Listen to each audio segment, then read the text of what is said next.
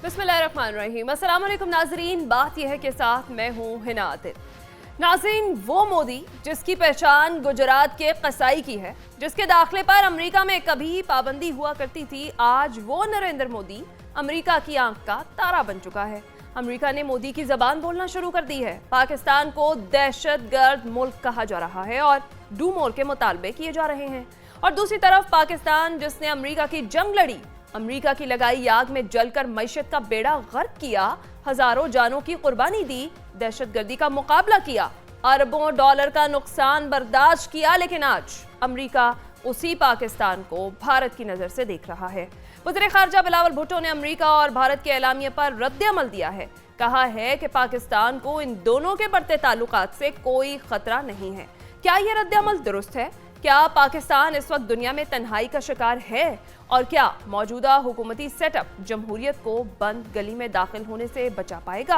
और क्या हुकूमत मिलिट्री कोर्ट्स के हवाले से किसी भी अदालती फैसले को मानेगी या नहीं? इन तमाम मामलात पर आज हम बात करेंगे। हमारे साथ मौजूद होंगे नसीर बागा साहब, रिजवान रजी साहब, सलमान आबिद साहब और हमें ज्वाइन करेंगे खालिद फारूकी साहब। सबसे पहले हम बात करेंगे मोदी की अमेरिका विजिट की और इस दौरान जो डू मोर का मुतालबा पाकिस्तान से किया गया है उसकी, और जो बिलावल भुट्टो जरदारी की जानिब से, जो हमारे वज़ीर खारजा की जानिब से रद्द-ए-अमल दिया गया, इस पर क्या वो दुरुस्त है या नहीं, इस पर हम बात करेंगे इस ब्रेक के बाद। वेलकम बैक नाज़रीन।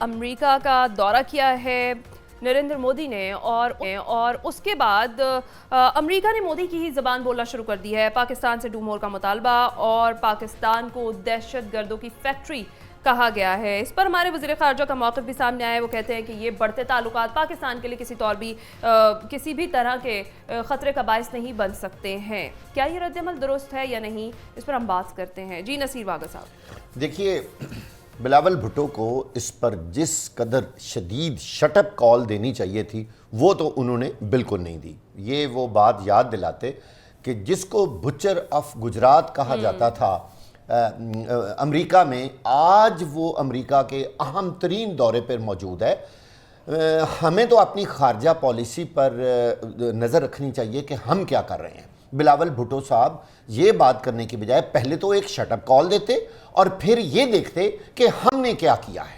जिस तरह मोदी की ज़ुबान अब अमेरिका बोलना शुरू हो गया है, और वो डू मोर कौन कह रहा है? भारत हमें कह रहा है, जो खुद दहशतगर्दी का सबसे बड़ा अड्डा है और रहेगा।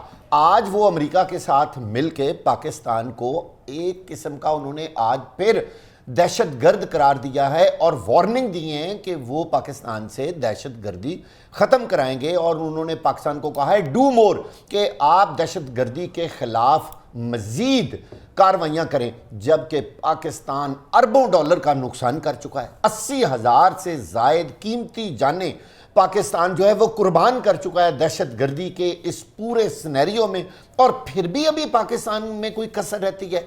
ये काम किसका है? ये हमारी हुकूमत की रिप्रेजेंटेशन, हमारा ये वज़ीर खारजा का काम था कि वो इस तरह के हालात और ये बातें जो उन्होंने वहाँ जाकर की हैं, ये तो पाकिस्तान के लिए बड़ी डैमेजिंग है। और पूरी दुनिया में ये नशर हुई तकरीर, उनका एलामिया उन्होंने जारी किया। अंदाज़ा करें, अमेरिका ने भारत के साथ मिलकर ये एलामिया जारी किया है, तो फिर पाकिस्तान के लोग कहाँ हैं? पाकिस्तान की हुकूमत कहाँ है? पाकिस्तान के वज़ीर खारजा कहाँ है? हमारी फेस सेविंग कहाँ है? हमारा चेहरा कहाँ रह गया? पूरी दुनिया में हमें एक दफ़ा फिर दहशतगर्द करार दे दिया गया, जबकि पाकिस्तान की कुर्बानियाँ पूरी दुनिया को पता है कि किसी से ढकी छुपी नहीं है। हम इसको क्या नाम देंगे? यही कि हमारे जो वज़ीर खारजा हैं और हमारे सारे खारजी अमूर जो हैं, ये एक सियासत की नज़र हो रहे हैं। और माजरत के साथ जो वज़ीर खारजा की अपॉइंटमेंट है, अगर वो प्योर सियासी बुनियादों पर की गई है तो उसके जो नताइज हैं वो सबके सामने हैं। ये वाला जो स्टेटस आज भारत ने ले लिया है, पाकिस्तान ने तो अमेरिका के लिए बहुत काम किया है, बहुत कुर्बानियां दी हैं, और डू मोर हमेशा पाकिस्तान को ही सुनना पड़ा है। ये हमारी खारजा पॉलिसी की बहुत बड़ी नाकामी है। हमें इसको रिव्यू करना चाहिए और अपनी वो गलतियां और ख़राबियां जिनकी वजह से पूरी दुनिया में पाकिस्तान का फेस खराब हो रहा है, हमें उनकी तरफ तवज्जो देनी चाहिए। रजी साहब, पाकिस्तान तो खुद दहशतगर्दी का शिकार मुल्क है, लेकिन दुनिया इसे मानने से इनकार करती आई है और आज जो डू मोर का मुतालबा किया गया है, कैसे देखते हैं उसे आप? देखिए, हम जो है, मैं इस पे बात करने से पहले मैं वो उस पर अफसोस का इजहार करना चाहूँगा। शहज़ादा दाऊद साहब जो हैं और उनके साहबजादे सलमान दाऊद, उनके वो जो है इस बात की तस्दीक हो गई है कि वो इस दुनिया में नहीं रहे। बहुत खिदमात हैं उस फैमिली की, बहुत अल्लाह वाले लोग थे। मुझे याद है मैंने शहज़ादा दाऊद की जब एक्टिवली पार्टिसिपेट किया था उन्होंने अपने बिज़नेस अफेयर के अंदर, तो उन्होंने एक पहली प्रेस कॉन्फ्रेंस की थी, तो हम उसमें गए थे कि वो कोई बात करेंगे इंडस्ट्री के हवाले से। तो उस वक्त भी उन्होंने कॉर्पोरेट सोशल रिस्पॉन्सिबिलिटी की बात की थी और बताया था कि हम क्या क्या वेलफेयर के प्रोजेक्ट लॉन्च करना चाह रहे हैं। तो मैंने उठते हुए उनसे कहा कि हम तो आपसे कुछ और सुनने आए थे। उन्होंने कहा कि वो मैनेजर्स देखते रहते हैं, हम इस काम के लिए तो वो बड़े SIUT से शुरू हो जाएं और लाहौर के अंदर चिल्ड्रन हॉस्पिटल और ये जो है गुलाब देवी हॉस्पिटल के अंदर पूरे वार्ड्स उनकी फैमिली ने बनाए और वो उसको रन किया करते थे। तो इतना सोशल वेलफेयर का काम करने वाले पाकिस्तान के अंदर उनके बुज़ुर्गों ने इंडस्ट्री शुरू की, वो जो है उनके लिए एक सदमा है। तो हम उसके लिए बाकायदा अफसोस का इजहार करते हैं। अब आ जाइए इस बात के ऊपर। देखिए, जो आपके घर में काम करता है ना, उससे आप काम तो करवाते हैं, घर की सफाई भी करवा लेते हैं और उनको घर के ऐसे हिस्सों तक भी रसाई दे सकते हैं जहाँ तक आप नॉर्मली किसी को ना देते हों, लेकिन उनके साथ रिश्तेदारी नहीं करते आप। ये आप इस स्टेटस को समझने की कोशिश करें। कुछ लोगों ने इसके ऊपर आवाज़ उठाई कि देखिए दुनिया हमें ये कह रही है, तो हमने उनके खिलाफ जो था वो डॉन लीक्स बना दिया। फिर हमने वो जो डॉन लीक्स था उसके ऊपर जो इंक्वायरी हुई उसको रिजेक्ट भी कर दिया। दुनिया उस वक्त भी कह रही थी कि ये आप क्या कर रहे हैं। देखिए, अब तो ये उसका अल्टीमेट हो गया ना। हुसैन हक्कानी साहब हैं, हमारे एम्बेसडर हैं, रहे हैं वहाँ पे। उनको हमने पूरा पिछले 10 साल विलन बना के पेश किया पूरे मीडिया के सामने कि जैसे वो कोई इंडिया का एजेंट है या अमेरिका का एजेंट है। वो बेचारा यही कहते थे ना, डॉक्टर हुसैन हक्कानी साहब, कि भाई कोई खुदा का खौफ कर ले, दुनिया आपके बारे में ये कह रही है, अपना परसेप्शन बेहतर करें, इसके ऊपर जो है अपने अमाल भी ठीक करें और लोगों को भी बताएं कि आप ठीक हो गए हैं। लेकिन ये नहीं हुआ। तो अब उसका अल्टीमेट नतीजा तो है FATF की ग्रे लिस्ट से हम निकल आए। वो जिस तरह नाक रगड़ के हम निकले हैं वो आपको भी पता है, और जितना अरसा हम रहे हैं, तो आए हैं और मजे की बात ये है कि जो ग्रे लिस्ट से निकलना था वो और IMF के साथ पैकेज करना, ये तकरीबन सेम ही बातें हैं। वहां से निकले यहाँ पे अटक गए। कहने की बात ये है कि ये लॉन्ग टर्म पॉलिसीज होती हैं जो परमानेंट लेवल के ऊपर चलती हैं।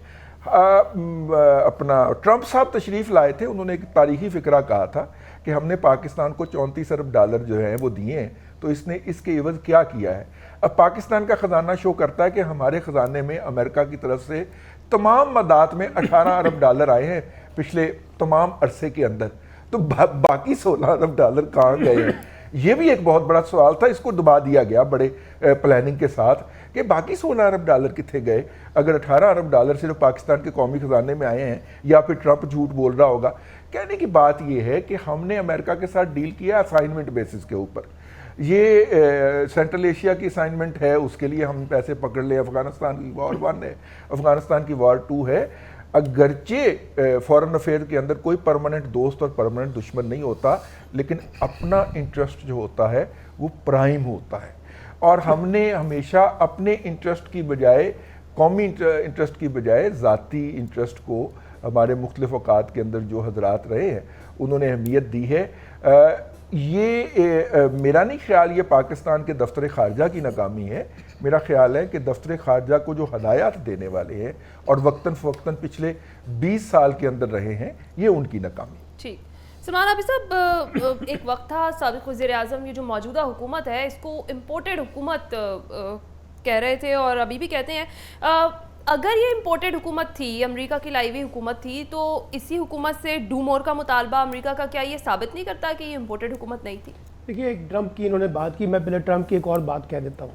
उन्होंने दिल्ली में बैठ के मोदी के सामने और भारतीय अवाम के सामने पाकिस्तान को अपना स्ट्रेटेजिक पार्टनर कहा और साथ ये कहा कि पाकिस्तान की दहशतगर्दी के अंदर बड़ी ग्रेट कंट्रीब्यूशन है और हम उसको बड़ा रिकग्नाइज करते हैं, लेजिटिमाइज करते हैं। तो उस पर पूरा भारत जो है नाराज़ हो गया था। यानी ये बात उन्होंने दिल्ली में बैठ के की थी ट्रंप ने पाकिस्तान की बारे में एक बात, हिलरी क्लिंटन ने कहा था कि पाक अमेरिका जो ताल्लुकात हैं वो सास और बहू की तरह के होते हैं, कभी दोस्ती होती है, कभी लड़ पड़ते हैं, कभी झगड़ पड़ते हैं, कभी मना लेते हैं, कभी कुछ कर देते हैं।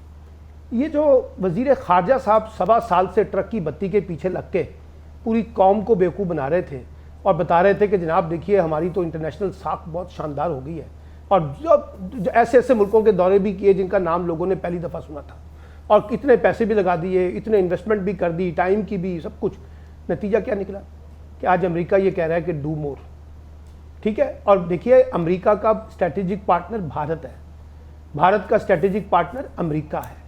ये तो काफ़ी अरसे से अमेरिका में कह रहा था ना कि हमें भारत की बालादस्ती को, हेजमनी को कबूल कर लेना चाहिए। सवाल यह है कि जब आपके अपने अंदर इतने ग्रे एरिया हों कि आप टेररिस्टों के बारे में कभी गुड तालिबान, कभी बैड तालिबान, कभी उनके साथ मुज़ाकरात, कभी उनको ख़त्म करने की बातें, कभी कुछ बयानियाँ तो कभी कुछ बयानियाँ, फिर पॉलिटिकल लीडरशिप का एक बयानिया हुकूमत में होता है, एक बयानिया अपोजिशन में होता है। वही हुकूमत जब अपोजिशन में आती है तो कुछ और कहती है, जब वही हुकूमत अपोजिशन हुकूमत में आती है तो उसका बयानिया बदल जाता है। और बिलावल साहब क्यों अमेरिका पे तनकीद करेंगे? उन्होंने ठीक कहा है कि जनाब अमेरिका हमारे ताल्लुकात पे कोई फ़र्क नहीं पड़ेगा। अब ये ताल्लुकात पाकिस्तान के बारे में नहीं कहा उन्होंने भट्टो ख़ानदान के ताल्लुकात के बारे में। अच्छा, कि हमारे ख़ानदान में क्या फ़र्क पड़ेगा, हम तो बड़े अच्छे ताल्लुकात हैं, वो उन्हीं की वजह से तो माशाल्लाह इस वक्त एंजॉय भी कर रहे हैं काफ़ी जगह पर। इसलिए मैं ये समझता हूँ कि बुनियादी तौर पर हमें ये समझना चाहिए, हम किसी पे ब्लेम गेम में ना जाएँ। अमेरिका क्या करता है, भारत क्या करता है, देखिए हर मुल्क के अपने एक इंटरेस्ट है, उनके अपने स्ट्रेटेजिक इंटरेस्ट है, उनके पॉलिटिकल इंटरेस्ट है, उनके फाइनेंशियल इंटरेस्ट है। उन्होंने उसी जगह पे जाके इंगेज करना है जहाँ उनको बेनिफिट मिलेगा। आप अपना बेनिफिट देखें ना कि आपका बेनिफिट क्या है, आप कहाँ खड़े हैं, आपने क्या अपने इंटरनल कॉन्टेक्स्ट में कौन सी ऐसी शानदार चीज़ें कर ली हैं कि आज आप बड़े स्टेबल हो गए हैं और वो ताल्लुकात के ऊपर फ़र्क पड़े ना पड़े। मैंने आपको बताया कल IMF से मिलते ही कर रहे थे ना, आप क्या कर रहे थे, उनके साथ क्या कर रहे हैं? अमेरिका को कह रहे हैं कि आप हमें मदद करें ना IMF से पैसे लेने के चक्कर में। फिर आप जो है एक तरफ चाइना को कुछ कहते हैं, अमेरिका को कुछ कहते हैं, अमेरिका को कुछ कहते हैं, चाइना को कुछ कहते हैं, कभी कहते हैं वो हमारा स्ट्रेटेजिक पार्टनर है, कभी कहते हैं नहीं जी वो ये ऐसे है।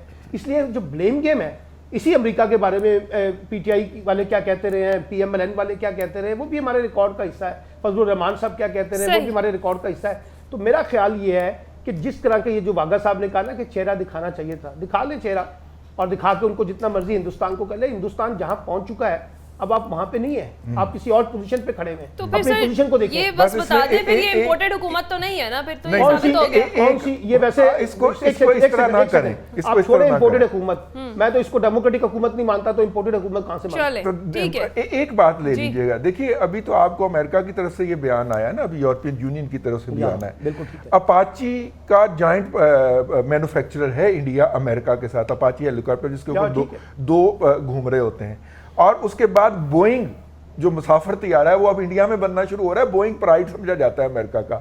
इस तरह फ्रांस से इंडिया ने वो जो राफेल तैयारे लिए हैं, अब वो उसकी फैक्ट्री इंडिया के अंदर भी लग रही है। भाई आप उसके मुकाबले में क्या बेचते हैं? मैं पिछले दिनों देख रहा था टॉप 5 अमेरिकन मल्टीनेशनल्स टेस्ला भी आ रही है इंडिया में, हाँ, सही है। अमेरिका के टॉप 5 जो मल्टीनेशनल्स हैं उनमें से वाहिद KFC है जिसका सरबराह पाकिस्तानी ने याद है। बाकी सारे के सारे या इंडियंस हैं या अमेरिकन हैं या ब्रिटिश हैं। सही है। खालिद फारूकी साहब को शामिल है, गुफ्तगू करते हैं। खालिद फारूकी साहब, डू मोर का मुतालबा इंडिया और अमेरिका की जानिब से, और उस पर वज़ीर ख़ारजा का रद्द अमल, क्या तसल्ली बख्श जवाब दिया? देखिए, हमने बड़े सीरियस मौजू को शख्सियात की तरफ मोड़ दिया। ये कोई बिलावल भुट्टो के ताल्लुकात अमेरिका से हैं या किसी और शख्स के या किसी एक हुकूमत के। 9/11 जब हुआ था तो उसके बाद दुनिया बदल गई और उसके बाद पाकिस्तान अमेरिका का पार्टनर नहीं रहा था। अमेरिका की खारजा पॉलिसी में पाकिस्तान एक नेगेटिव एक एलिमेंट के तौर पे शामिल हो गया। अमेरिका ने फिर पाकिस्तान को अपना इत्तेहादी नहीं समझा था। वो वक्तन फवक्तन पाकिस्तान से काम लेने के लिए, पाकिस्तान को एजेंट के तौर पे यूज करने के लिए, पाकिस्तान की सरजमीन इस्तेमाल करने के लिए, अफगानिस्तान में पाकिस्तान से जो कार्रवाइयाँ करवानी थी वो कार्रवाइयाँ करवाने के लिए अमेरिका पाकिस्तान को अपना स्ट्रेटेजिक पार्टनर कहता था। उस हद तक हम थे। अमेरिका का इत्तेहादी इस वक्त सिर्फ और सिर्फ भारत है, और भारत दुनिया भर में अमेरिका का सबसे बड़ा इत्तेहादी जो है उनमें से एक है। 2-3 और होंगे, इसराइल होगा, बरतानिया होगा, बाकी और कोई नहीं, भारत के अलावा और कोई नहीं उसका इत्तेहादी। और भारत के साथ उसका जो इत्तेहाद है वो सिर्फ पाकिस्तान के हवाले से नहीं है, वो चाइना के हवाले से है, वो मिडिल ईस्ट के हवाले से, वो पूरी दुनिया के हवाले से है। अब दौर बदल गया, अब दुनिया बदल गई, हम पीछे खड़े हैं। अब मैं अपने मोहतरम दोस्त की बात पे हैरान हूं कि एक मुंह तोड़ जवाब देना चाहिए था। ये मुंह तोड़ जवाब बिलावल दे या हमारा प्रेसिडेंट दे या प्राइम मिनिस्टर दे, उसकी आवाज इस्लामाबाद से बाहर तक नहीं जाती। आप समझ लें इस बात को, उसको कहीं कोई नहीं सुनवाई उसकी कहीं भी नहीं है। आप एक तरफ अमेरिका के दोस्त बनना चाहते हैं, दूसरी तरफ आप चाइना के कैंप में जाना चाहते हैं। आप जितना चाइना के करीब गए हैं, अमेरिका से आपकी दूरी होती जा रही है। भारत इससे खुश है कि आप चाइना के करीब होते जा रहे हैं, क्योंकि आप वेस्ट से दूर हो गए हैं और वेस्ट के साथ और अमेरिका के साथ आपके ताल्लुकात वो नहीं रहे। वो अगर कहीं कुछ ना कुछ मेहरबानियां हो रही हैं तो फिर ये उनकी अब भी बड़ी मेहरबानी है। बाकी अगर पाकिस्तान ने कोई एहसान नहीं किया 80,000 लोग अपने शहीद करवा के, अगर हम पाकिस्तान ये बेवकूफी वाला फैसला ना करता, हमारी पॉलिसी ऐसी ना होती, किसने कहा था कि हम अपने 80,000 लोगों की कुर्बानी दें? किसने कहा था कि हम वहां पे जाके उनकी जंग लड़ें? किसने कहा है हमें कि हम अपने किराए के फौजी भेजते रहें? किसने कहा है हम एक किराए की कौम बन के रहें? किसने कहा है कि हम डॉलर के बदले अपनी इज्जत का सौदा करते रहें? ये सारा कुछ हमने खुद सर किया अमेरिका है। ने फिर हम पत्थर कहते के हैं जमाने में भेज देना था फिर पाकिस्तान को। हाँ जी, तो फिर हम कहते हैं हम बराबर के दोस्त हैं। फिर हम कहते हैं सारा कुछ ऐसे। और भाई हम तो मिलते कर रहे हैं $100 के लिए उनसे, हमें $50 को दे दे तो हम कहते हैं अल्लाह का शुक्र है आज $50 मिल गए। आप भारत के साथ मुकाबला देखिए, अब आपको हकायक की दुनिया में आना पड़ेगा। अगर हकायक की दुनिया में आए बगैर आप रियासत पाकिस्तान को रियासत भारत के साथ जोड़ने की कोशिश करेंगे, उसके साथ आप दुनिया में रखेंगे अपने आप को, तो आपको नाकामी के अलावा और हमाकत के अलावा इससे कुछ भी नहीं रहेगा। भारत जो है उसकी खारजा पॉलिसी की बुनियाद उसकी इकोनॉमी बन चुकी है और भारत जो है दुनिया की तीसरी बड़ी फोर्स बन गया है, प्रैक्टिकली तीसरी बड़ी फोर्स है। अमेरिका उसके साथ इत्तेहाद करने पे मजबूर है। पाकिस्तान के साथ कोई ताल्लुक रखना अमेरिका की कोई ख्वाहिश नहीं है। जो ख्वाहिश है वो इतनी है जो दुनिया के किसी मुल्क के साथ रखी जाती है या पाकिस्तान की लॉबी को काम वहां पे कर रही है। हम अगर कल को अफगानिस्तान में कोई काम पड़ गया उनको, और अमेरिका के पाकिस्तान के साथ ताल्लुकात अवाम की सतह पे कभी नहीं रहे, हमारे और अमेरिका के ताल्लुकात सिर्फ और सिर्फ प्रोजेक्ट टू प्रोजेक्ट बेस रहे हैं। कभी आप अफगानिस्तान में उसके लिए काम करते थे, कभी आप मिडिल ईस्ट में उसके लिए काम करते थे। तो इसलिए हम अपने आप को खुददारी में एकदम से हम छलांग लगा के जाते हैं कि जी बाइडन ने हमें ऐसे क्यों बोला, मोदी ने हमें ऐसे क्यों कहा।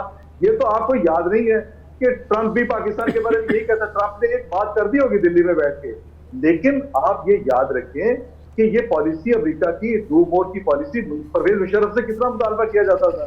परवेज मुशर्रफ से हर दूसरे दिन मुतालबा अमेरिकी यही करते थे डू मोर का, और फिर हम कहते थे अब हम क्या करें। जब तक आप बुनियादी तनाज़ात को तय नहीं करेंगे, अफगानिस्तान के मसले से नहीं निकलेंगे, कश्मीर के मामले को सॉल्व नहीं करेंगे, दो तरफा मामला आपने करार दिया, या डायरेक्ट आप बात करना चाहते हैं या आप उनके साथ किसी थर्ड कंट्री की मदद से मुज़ाकरात करना चाहते हैं, जब तक आप ये मामला सॉल्व नहीं करेंगे आप किसी भी मामले में आगे नहीं बढ़ सकते। हमने अपनी खारजा पॉलिसी को महदूद कर दिया है। हमने अपनी खारजा पॉलिसी को कुछ चीजों तक, 2-3 हमारे इश्यूज रह गए हैं, हम उससे आगे निकलते ही नहीं। हमारे दुनिया जहान के साथ तजारती ताल्लुकात भी कहीं भी नहीं बनते। हम जहां जाते हैं, हम किसी कॉन्फ्रेंस में बैठे होते हैं, हम उन इश्यूज को लेके बैठ जाते हैं जो मुतनाज़े हैं। तो मुतनाज़े इश्यूज तो चाइना और इंडिया के भी हैं, वो अपने मुतनाज़े इश्यूज को साथ लेके 117 अरब डॉलर की वो तजारत कर रहे हैं। हम कहते हैं कि हम तजारत नहीं करेंगे, हम एकदम से छलांग लगा के बाहर निकल आते हैं।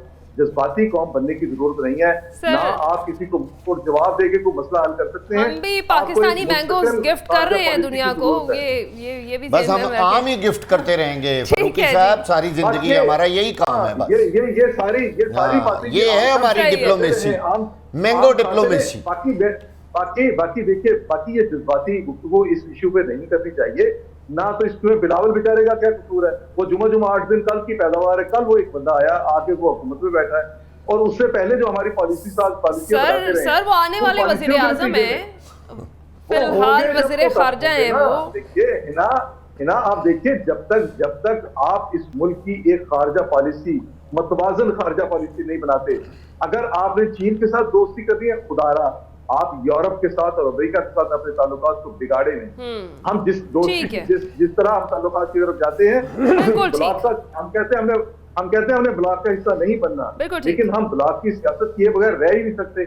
हमें कहीं ना कहीं से मुफाद अजीज होता है, हमें कहीं से मदद चाहिए होती है, डोनेशन चाहिए होते हैं। तो इसलिए जब तक इस तरह के हालात हमारी पॉलिसियों में रहेंगे, तब तक हमें डू मोर ठीक का है, भी तब याद रखना रहेगा, तक हमें डू मोर का इल्जामात भी लगते हैं। मुतालबा में सुनने को रहेगा और हालात भी बेहतरी की जानिब नहीं जाएंगे। ब्रेक का वक्त हुआ है, ब्रेक के बाद जब वापस आएंगे बात करेंगे। वज़ीर ख़ारजा बिलावल भुट्टो ज़रदारी ने खदशे का इजहार किया है कि जमहूरियत को बंद गली में ना धकेला जाए और साथ ही साथ इलेक्शंस के हवाले से अपनी कुछ रिजर्वेशंस का भी इजहार किया है। तो क्या वाकई जमहूरियत हकीकी तौर पर इसको खतरात लाहक हैं? इस पर हम बात करेंगे इस ब्रेक के बाद।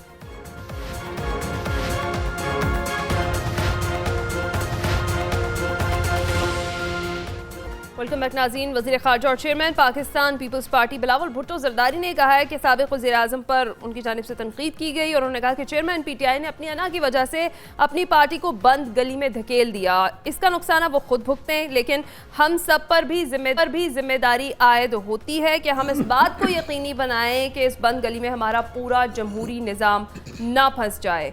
क्या हकीकी तौर पर जमहूरियत को वाकई ख़तरात लाहक हैं? इस पर हम बात करते हैं। जी सलमान हाफिज़ साहब। देखिए, पहली बात तो ये है कि बिलावल भुट्टो साहब को एक बात समझनी चाहिए। पिछले 1-1.25 साल के अंदर, 1 साल या 1.25 साल के अंदर खुद हमारी डेमोक्रेटिक फोर्सेस ने, चाहे उसमें हुकूमत है और चाहे उसमें अपोजिशन है, उन्होंने अपनी डेमोक्रेटिक स्पेस जो है उसको श्रिंक किया है और ख़ुद मामलात उठा के डेमोक्रेसी के वो दे दिए किसी और के हाथ में। इस वक्त जो पाकिस्तान के अंदर हो रहा है, इदारों की लड़ाई, सियासी टकराव, माशी बहरान, मालियाती बहरान, यानी जब किसी को भी उठा के देखें, क्या ये जमहूरियत जो है वो फल फूल रही है? अभी कराची के अंदर बिलावल साहब ने मेयर का इलेक्शन जीता है माशाल्लाह, और जिस तरह से अकलियत को अक्सरियत में और अक्सरियत को अकलियत में साबित किया है, ये हुनर भी ज़रदारी साहब को और बिलावल भुट्टो साहब को ही आता है। क्या शानदार तरीके से जमहूरियत की जीत हुई है। देखिए ना, कितना शानदार कारनामा अंजाम दिया ना। इसलिए मैं ये कहता हूँ, हमारे यहाँ सियासतदानों ने बुनियादी तौर पे जमहूरियत को एक जुगाली के तौर पर यहाँ पर इस्तेमाल किया है, हथियार के तौर पर इस्तेमाल किया है। इनकी सियासी जमातों के अंदर कितनी जमहूरियत है उसका अंदाज़ा हम सबको पता है, चाहे वो हुकूमत में बैठी हुई जमातें हैं, चाहे वो अपोजिशन में बैठी हुई जमातें हैं। उनका जमहूरियत के साथ क्या ताल्लुक है, कैसे वो जमहूरियत के तौर पर अपने आप को पेश करते हैं? ताकत के जोर पर, धौंस के तौर पर, धांधली के तौर पर, पैसे के तौर पर, अपने मज़ारों को यरगमाल बनाकर, वोटरों के ऊपर दबाव डालकर जो हम जमहूरियत का राना लगा रहे हैं। तो बिलावल साहब को ये समझना चाहिए, पीटीआई ने क्या किया वो पीटीआई भुगतेगी, लेकिन जो इस वक्त की हुक्मरान जमात है या हुक्मरान इत्तेहाद है, जो कुछ वो कर रहे हैं, क्या वो डेमोक्रेटिक स्पेसिस के अंदर आता है? क्या जिस तरीके से लोगों की गिरफ्तारियां हुई हैं उसको डेमोक्रेटिक स्पेस कही जाती है? जिस तरीके से बाकायदा आप अदालतों के अंदर लोगों की तस्लील कर रहे हैं, औरतों की, बच्चों की, वो डेमोक्रेटिक कॉन्टेक्स्ट में आता है। वहाँ बिलावल साहब के होठ उन पर टांके लगा दिए जाते हैं, वहाँ वो बात नहीं करते, कुछ बोलते नहीं है, वो उनको कुछ नज़र नहीं आता, इंसानी हकूक़ की वायलेशन नज़र नहीं आती, वहाँ खामोश है। अपने मफादात के लिए जमहूरियत का हथियार बना लें, जाली वसीयत भी निकाल लें, वो पार्टी के लीडर भी बन जाएंगे। बगैर इंतखाबात के पार्टी के इंतखाबात भी हर सियासी जमात के अंदर हो जाते हैं। ताहयात यानी पार्टी के सरबराह है भट्टो खानदान जब तक मौजूद है, पीपल्स पार्टी उनके पास बाहर आएगी। कभी जिंदगी में रजा रब्बानी पार्टी के सरबराह नहीं बन सकते, कोई और नहीं बन सकता। यही पीटीआई, यही जेयूआई, यही पीएमएलएन, यही मुस्लिम लीग काफ, यही बाकी जमातें। तो हम किस तरीके से जमहूरियत का मुकदमा पेश कर रहे हैं, इस पर तो खुद सवालिया निशान है कि हम जमहूरियत कहते किसको है। ठीक, रजी साहब, क्या ये जो मौजूदा हुकूमती सेटअप है जमहूरियत को बंद गली में दाखिल होने से बचा पाएगा? देखिए, बिलावल साहब कोशिश तो कर रहे हैं। वो मिलिट्री कोर्ट के ऊपर जो है वो इमरान खान साहब के हमनवा हैं, वो पीडीएम के हमनवा नहीं है मिलिट्री कोर्ट वाले इशू के ऊपर, और उनकी पार्टी एक से ज़ायद मरतबा इसका इजहार भी कर चुकी है। ये अलग बात है कि जब कौमी असम्बली में इस हवाले से करारदाद पेश होती है तो उनकी पार्टी बढ़ चढ़ के उस करारदाद के हक में वोट देती है, ये अलग बात है। देखिए, बिलावल साहब जो हैं वो इस वक्त बुनियादी तौर के ऊपर नई पॉलिटिकल स्पेस की तलाश में हैं, जो उनका ख्याल है कि पंजाब के अंदर उनकी पार्टी को मिलनी चाहिए, जो उनका ख्याल है। चाहते वो वैसे ही हैं जैसे मेरे भाई ने कहा कि कराची के इलेक्शन के अंदर जो, आप देखिए, मेयर कराची को ऐवान के 51% की हमायत हासिल नहीं है, वो वहाँ के ऐवान की मिनॉरिटी का रिप्रेजेंटेटिव है, लेकिन वो इस तरह की जमहूरियत जो उनके इक़्तिदार को प्रलॉन्ग कर सके, शायद सभी यही चाहते हैं। मेरा मतलब है कि आप पीपल्स पार्टी से पूछें कि जनाब आपकी जमहूरियत के लिए क्या खिदमात हैं, तो वो आपको अपने शहीदों के मज़ारात पे ले जाएंगे और बताएंगे कि देखें हमने इतना खून दिया है। आप जनाब, अल्लाह आपका भला करे, इमरान खान साहब की पार्टी से पूछें कि आपकी जमहूरियत के लिए क्या खिदमात हैं, वो 92 का वर्ल्ड कप दिखा देंगे और आपको बताएंगे कि इमरान खान बहुत खूबसूरत लगते हैं। और अगर आप पूछे PMLN से कि जी आपकी जमहूरियत के लिए क्या खिदमात हैं, वो कहेंगे मियाँ नवाज शरीफ 3 दफ़ा वज़ीर आज़म रहा, 2 दफ़ा जिला वतन हुआ है और फांसी से ऐसे बच के निकल गया। और आप देखें मरियम जो है वो किस तरह क्राउड पुलर है। यानी किसी के पास जो है वो, अल्लाह आपका भला करे, वो नहीं है कि वो बताए कि उसने आईनी तौर पे क्या कंट्रीब्यूट किया है, फिजिकली क्या कंट्रीब्यूट किया है। होंगे दो चार प्रोजेक्ट हर एक के पास शोकेस करने के लिए। असल में इशू ये है कि देखिए, ये हमारे हुक्मरान या इनके बच्चे जब बैरून मुल्क जाते हैं, कामयाब बिजनेसमैन होते हैं, पुरअमन शहरी होते हैं जी, और पुरसकून ज़िंदगी गुजारते हैं।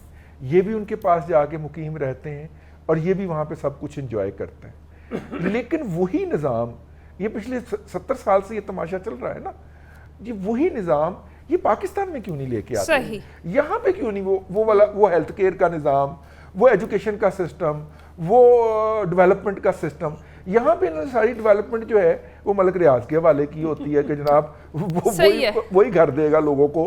मेरा मतलब है कि ये सारे निज़ाम अगर वहाँ पे अच्छे हैं और ये अपने बच्चे वहाँ पे रखते हैं, तो फिर वही निज़ाम ये हमारे बच्चों को क्यों देने के लिए तैयार नहीं है? ये मेरा सवाल है। ठीक जी, नसीर वागा साहब। असल में इन्होंने वो किताबें पढ़ी हुई हैं जो रजी साहब बात कर रहे हैं ना, मैं आपको इसकी बड़ी बेहतरीन बात की है। हाँ, इन्होंने वो किताबें पढ़ी हुई हैं हमारे सियासतदानों ने।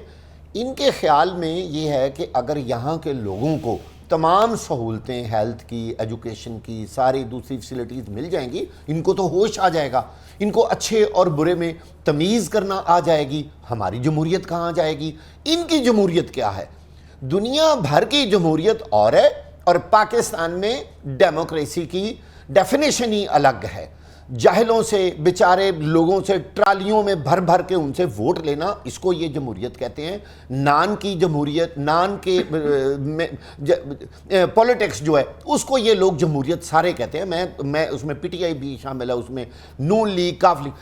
अब जो बिलावल भुट्टो साहब इस वक्त इरशाद फरमा रहे हैं, ज़रा गौर करें, असल में उनके जहन में इस वक्त ये बात आ रही है कि PDM इलेक्शन नहीं करवाना चाहती और पाकिस्तान पीपल्स पार्टी कहती है नहीं इलेक्शन करवाने हैं। ये वो खदशा है। पीपल्स पार्टी को आइंदा इलेक्शन प्लान पर तहफ़्फ़ुज़ात हैं जी बिल्कुल। देखिए, आपको ये नजर नहीं आ रहा कि मौजूदा हुकूमत जो है वो कोई इलेक्शन प्लान दे ही नहीं रही, कोई तारीख अनाउंस ही नहीं कर रही कि हमने इलेक्शन कराने कब हैं। यही खदशा पाकिस्तान पीपल्स पार्टी को बड़ी तकलीफ पहुंचा रहा है। लिहाजा उन्होंने अपने इर्द गिर्द बैठे हुए सियासतदानों को आगाह किया है, बिलावल भुट्टो साहब ने, कि कहीं ये काम भी हमारे साथ ना हो जाए। दबे दबे लफ्ज़ों में तरीके से उन्होंने जो मिलिट्री कोर्ट्स हैं उनके बारे भी खदशात का इजहार किया है। लेकिन पाकिस्तान पीपल्स पार्टी पिच से बाहर निकल कर नहीं खेल रही, बड़े ही मुहतात अंदाज में खेल रही है। और मुस्लिम लीग नून PDM जो है वो पिच से बाहर निकल के चौके छक्के लगा रही है। ये है फर्क असल में। खालिद फारूकी साहब, आपको क्या लगता है जो मौजूदा हुकूमती सेटअप है, जमहूरियत को बंद गली में दाखिल होने से ये बचा पाएगा? देखिए, मेरा ख्याल है कि शायद सवाल की आपकी नौयत कुछ मुख्तलिफ है और इसके पीछे जो मकसद है बात करने का वो भी बिलावल का भी कुछ और है। हम चले गए उसके कैरेक्टर के बारे में, हम चले गए पॉलिटिकल पार्टीज किस तरह बिहेव कर रही हैं उस तरफ चले गए। पाकिस्तान में मिसाली जमहूरियत तो कभी हो नहीं सकती। जब पाकिस्तान में जमहूरियत आगे बढ़ी नहीं है तो मिसाली कैसे हो जाएगी? जब इसको जगह जगह पे रोका जाता है, जब इस पे जगह जगह मुदाखलत होती है, जब किसी सिस्टम को चलने नहीं दिया जाता, जब ना बेनजीर चल सकती है, ना यहाँ नवाज शरीफ चल सकता है, ना वहाँ यहाँ PTI का चेयरमैन चल सकता है, ना यहाँ पे कोई फसान अब्बासी, कोई भी शख्स यहाँ पे नहीं चल सकता। कभी कोई इल्जाम की साथ भी आ जाता है, कभी कोई माइनस फार्मूला होगा हर जगह पर, यही कहना चाह रहे हैं आप? हाँ जी, कभी आपका सिस्टम जो है वो पटरी पे रहा ही नहीं। और जब किसी तरह से उसने निकाल लिए 2-4 साल 5 साल, तो इस दौरान जो उसको मुश्किलात पेश आती हैं उसको जगह जगह बार्गेनिंग करनी पड़ती है, जगह जगह उसको अपने मामला जो है गलत तरीके से भी उसके असूलों से हटके भी तय करने पड़ते हैं। तो ये एक मामला तो पार्टियों का है और ये अभी रहेगा। और ये हम ये नहीं समझ सकते कि आने वाले 2-4 साल में, 10 साल में ये खत्म हो सकता है। बल्कि अगर यहाँ जमहूरियत को भारत की तरह चलने का मौका मिलता 75 साल, तो पाकिस्तान में भी हम ये बातें ना कर रहे होते, हम कहते पाकिस्तान में भी जमहूरियत अच्छे तरीके से चल रही है। पहली बात तो ये है। अब दूसरी बात ये है कि जो बिलावल भुट्टो ने कहा है, यकीनी तौर पे उनकी एक पहली तनकीद तो उनकी इमरान खान पर है। इन्होंने जमहूरियत की बड़ी खिदमत की और उन्होंने आज एक मिसाली लीडर होने के नाते अपने हर कारकुन को, हर बच्चे को, हर बड़े को उन्होंने बड़े प्यार मोहब्बत से, किसी को जेल में डलवा दिया, किसी को वो घर से भगा दिया, कोई कहीं छुपता फिर रहा है, कोई कहीं छुपता फिर रहा है। मैं कुर्बान जाऊं और सदके जाऊं ऐसी अक्लमंद सियासी क़यादत के जो हम इमरान खान की शक्ल में देख रहे हैं। बंद गली में इमरान खान ने अपनी पार्टी को, आप बात समझिए, बंद गली में इमरान खान ने अपनी पार्टी को धकेला है। पार्टी को नहीं धकेला बल्कि उन्होंने पाकिस्तान पूरे को बंद गली में धकेल दिया। अब यह मुल्क जो है ना चेयरमैन पीटीआई के बगैर चल सकता है, ना उनको साथ लेके चल सकता है। रियासत इस मूड में ही नहीं है कि उनको साथ लेके चले। बंद गली ये होती है। इस बंद गली से निकलने का रास्ता तलाश करना पड़ेगा, जो बाकी मादा सियासी क़यादत है। अगर बाकी मादा सियासी क़यादत जो है उन्होंने जमहूरियत की बजाय गैर जमहूरी कुव्वतों की तरफ देख के, उनका सहारा लेके अपने इक़्तिदार को तूल देने की कोशिश की, तो ये बंद गली होगी। इससे निकलने का रास्ता अगर कोई शख्स इस वक्त जरा भी बताता है तो उसका खैर मकदम किया जाना चाहिए। अगर बिल्कुल सही कह रहे हैं, खैर मकदम किया जाना चाहिए। खालिद साहब, डॉक्टर आसिफ किरमानी ने बड़ा जबरदस्त नक्शा खींचा है कि जमहूरियत कैसे और हुकूमत कैसे चल रही है। वो क्या कहते हैं, पहले वो सुनते हैं। पाकिस्तान इस वक्त कायदे आज़म का पाकिस्तान नहीं रहा है। जी सलमान आबिद साहब दुरुस्त कह रहे हैं सेनेटर साहब। जो दुख है ना वो सबका ही है, ये किसी एक का दुख नहीं है। पाकिस्तान जिस तरह से चल रहा है, रियासत का निज़ाम जिस तरह से चल रहा है, अदालतें जिस तरह से चल रही हैं, ब्यूरोक्रेसी जिस तरह से चल रही है, सियासी जमातें जिस तरह से चल रही हैं, मीडिया जिस तरह से चल रहा है, उसका नतीजा आज हम भुगत रहे हैं ना। और उसमें क्या चाहिए आपको? कौन सा यहाँ पर जो है ना हमने बड़े शानदार कारनामे अंजाम दे दिए हैं जिसकी बुनियाद पे हम अपने आप को दुनिया के सामने खड़ा कर सकें। वो दुनिया के सामने तो बहुत दूर की बात है, अभी तो हम अपने पाकिस्तानी अवाम के सामने अपने आप को खड़ा नहीं कर पा रहे। तो चीज़ें जब तक आप एक रीस्ट्रक्चरिंग नहीं करेंगे, एग्रेसिव रिफॉर्म्स नहीं करेंगे, अपने सारे जमहूरी निज़ाम को रिविजिटिंग नहीं करेंगे, अगर अपना उनके बकौल के जी अगले 15-20 साल तक कोई तब्दीली नहीं आनी, इसी तरह ही ख़ानदानी निज़ाम चलने हैं, इसी तरह जागीरदारी निज़ाम चलने हैं, इसी तरह ही पार्टियों के अंदर विरासत चलनी है, पता नहीं कब चीज़ें ठीक होंगी। क्योंकि हम तो चीज़ें, आज की दुनिया तो डिजिटल दुनिया है ना, तेज़ी से चीज़ों को लेके चलती है ना, तो अब चलाएं ना चीज़ें। और मैं ये जो भी फारूकी साहब कह रहे थे, बिलावल साहब से पूछे ना कि ये जितना भी पीटीआई ने जो कुछ किया है, लेकिन जो इतनी ह्यूमन राइट्स की वायलेशन हुई है, कोई एक जुमला आपने सुना है बिलावल के मुंह से कि ह्यूमन राइट्स की वायलेशन? सबसे बड़े चैंपियन है ना ह्यूमन राइट्स के वो, लेकिन अपने पॉलिटिकल मफादात के लिए खामोश है ना, ताला लगाया हुआ जबान को उन्होंने।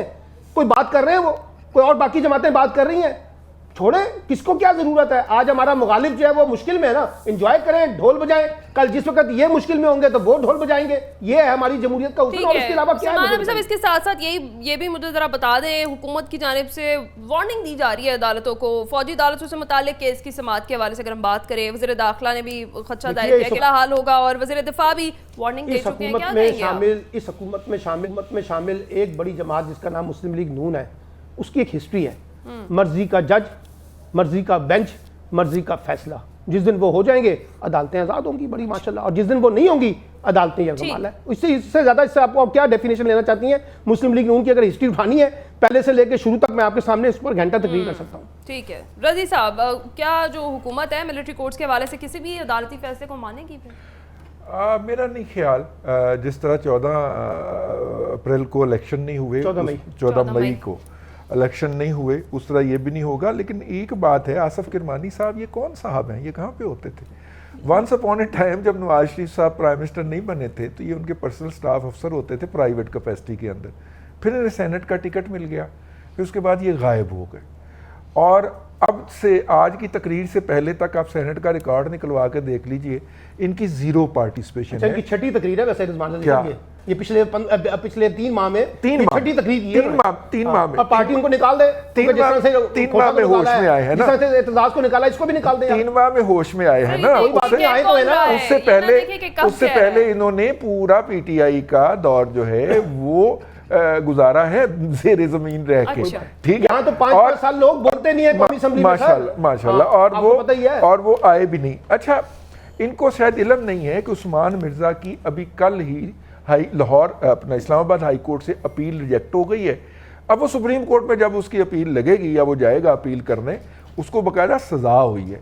वो जो 2 रेपिस्ट थे F9 पार्क वाले, वो गिरफ्तार हो गए थे 48 घंटे के अंदर और शायद किसी पुलिस मुकाबले में इस दुनिया से रवाना भी कर दिए गए। ठीक है।